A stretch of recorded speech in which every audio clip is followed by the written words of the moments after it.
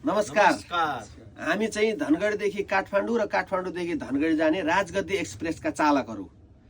हामीहरूले चाहिँ तपाईँहरूको सेवाको समर्पित हामी चाहिँ धनगढीदेखि दिनौँ 1 क्यू र काठमाडौँदेखि 1 क्यू हामीहरू तपाईँको सेवामा छौँ। तर अधिकांश यात्रुहरूले चाहिँ यहाँ चाहिँ गुनासो के छ भनेपछि अरू गाडीका व्यवसाय समितिका स्टाफले अथवा हाम्रै स्टाफले पनि राजगद्दी नै हो अथवा यो राजगद्दी एक्सप्रेस नै हो भनेर ढाँटेर यात्रुहरूलाई चाहिँ दुःख दिइरहेको अवस्था छ। त्यसैले यात्रुहरूले चाहिँ यात्रा गर्नुपर्ने छ राजगद्दीमा भने स्वयं गाडी स्टाफ अथवा चाहिँ काठमाडौँ बस पार्क गङ्गाबु नयाँ बस पार्कमा सुन्दर सुदूरपश्चिम यातायातको 15-16 नम्बर काउन्टरबाट लिन सक्नुहुन्छ भनेपछि धनगढीमा चाहिँ हाम्रो बस पार्कमा चाहिँ सुन्दर सुदूरपश्चिम यातायातको प्रालीको काउन्टरबाट चाहिँ लिन सक्नुहुनेछ। त्यसैले चाहिँ अरू कसैले पनि यात्रुहरूलाई चाहिँ झुक्क्याएर छलकपट गरेर यो चाहिँ यादगद्दी नै हो भनेर चाहिँ ढाँट्ने छलकपट गर्ने गरेको देखिएको छ। त्यसैले चाहिँ यात्रुहरूले चाहिँ सावधान अपनाउनु होला। यहाँ धेरैले ढाँटेको अवस्था छ।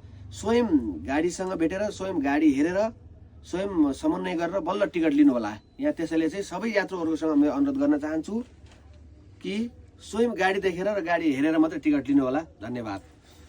यहाँ धेरै ठगी गर्ने अवस्था धेरै आइसकेको छ।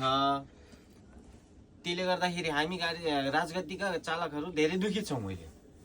त्यसले गर्दाखेरि दुखी भएको कारणले अरू समितिका राजगद्दी हो यही गाडी हो 2x2 मा हाल्ने धेरै छलकपट गरेर देखा परिरहेको अवस्था आइएको छ। यहाँ राजगद्दीलाई नै राजदरबार हो भनेर चाहिँ ढाँटिरहेका छन्। गाडीमा हेरेर बकाइदा गाडी हेरेर मात्र टिकट काटिदिनु होला हजुरहरू अनुरोध गर्दैछु है।